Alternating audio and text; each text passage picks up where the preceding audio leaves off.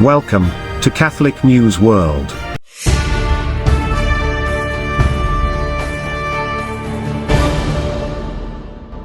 Welcome to Catholic News World. Please subscribe to our channel. My name is Steph.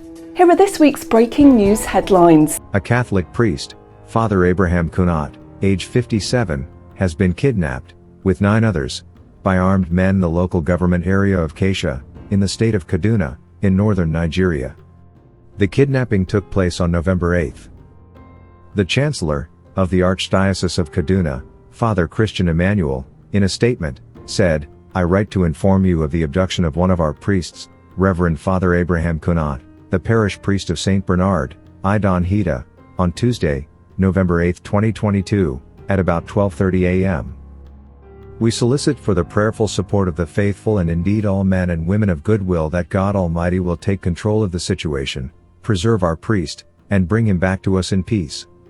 He said, "It's a very sad situation because many things are happening in the state go unreported. A lot needs to be done to secure the residents from criminal elements terrorizing the people across the state." Agenzia Fides reports the armed group of about 15 armed men attacked the village on the night of November 7, looking for houses to loot. In escaping, they took 9 people hostage. One of them later managed to escape from the hands of the kidnappers.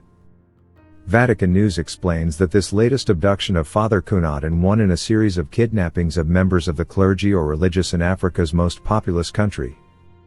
The last such reported abduction of a priest was on the 16th of October, when the Archdiocese of Onitsha requested prayers for the safe and unconditional release of Father Joseph Igwegu, who was kidnapped as he was returning to his parish residence after celebrating a funeral mass in Umunyachi. The president of the Catholic Bishops' Conference of France expressed shock as he revealed that a 78-year-old cardinal admitted to assaulting a girl over 3 decades ago. The Cardinal Jean-Pierre Ricard is among 11 bishops who are accused.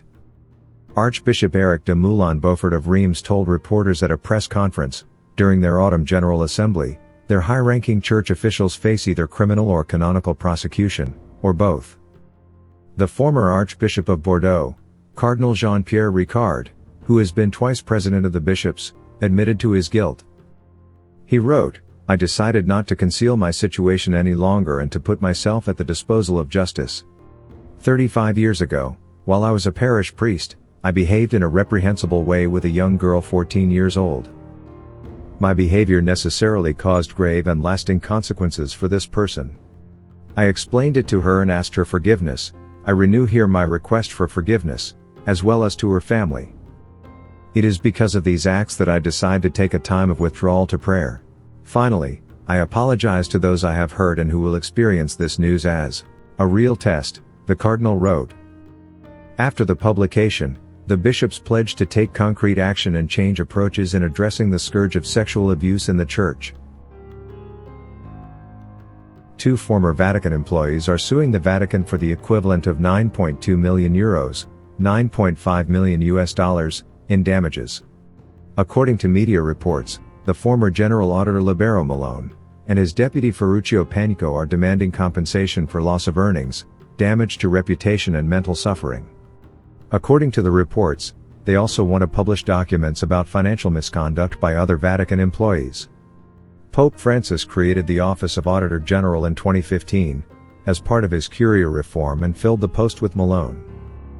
The reports say former General Auditor Libero Malone and his deputy also want to publish documents about financial misconduct by other Vatican employees. Malone previously worked for the international auditor Deloitte in the United Nations. In June 2017, the Vatican announced that Malone had been released without notice. The Auditor General was accused of overstepping authority and snooping on the private lives of bishops and cardinals. According to reports, the dismissal went through the Vatican Secretariat of State, Cardinal Giovanni Angelo Becciu. Becciu is currently having to defend himself in front of the Vatican Criminal Court together with 9 other defendants for various financial crimes. At the time, the Vatican spoke of a termination of the employment relationship by mutual agreement.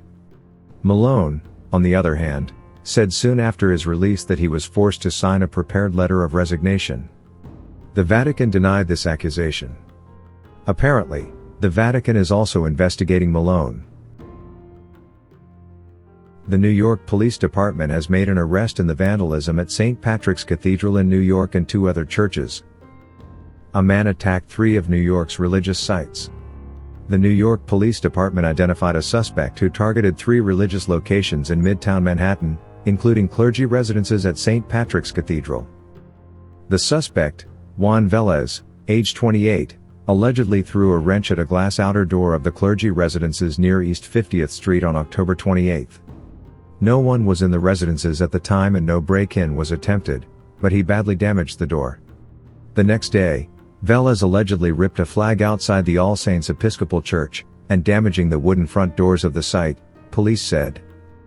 Hours later, he allegedly threw an unknown object at a glass door at the Archdiocese of New York's headquarters on First Avenue, damaging the entrance.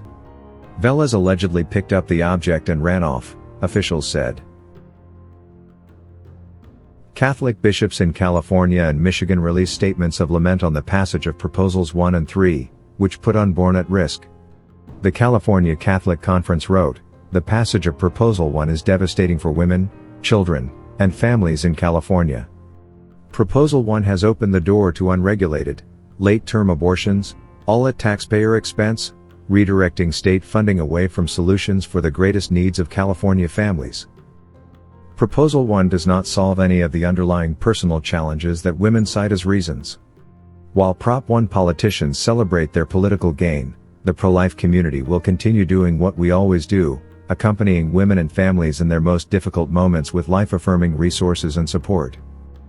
The Archbishop of Detroit, Michigan, V. Nerone wrote on the passage of Proposal 3. He said, "We awake today to the news that Proposal 3 has passed, altering our state constitution to allow for unregulated and unsafe abortion on demand in Michigan. As people of faith who witness to the good news of Jesus Christ and his teachings, we are deeply saddened by this grave assault on the dignity and sanctity of unborn, innocent human life. We grieve for the many women who will continue to be harmed by abortion in our state. And most importantly, we grieve for the lives that will be lost because of this unjust and perverse law. For this reason, I want to invite all the faithful to join me in the first 2 weeks of Advent, from November 27th to December 9th, in doing penance, giving alms, praying, and fasting. We must use these spiritual practices to make reparations for the great sin of abortion in our midst. We also renew our commitment to accompanying women and families in need, with greater resolve than ever. This work is more critical now, as the unborn have been stripped of their basic right to life and their mothers face the harmful lie that the death of their children is a solution to their struggles." Watch our programme every Friday at 7:30 p.m. Thanks for watching. Please subscribe to Catholic News World channel. God bless.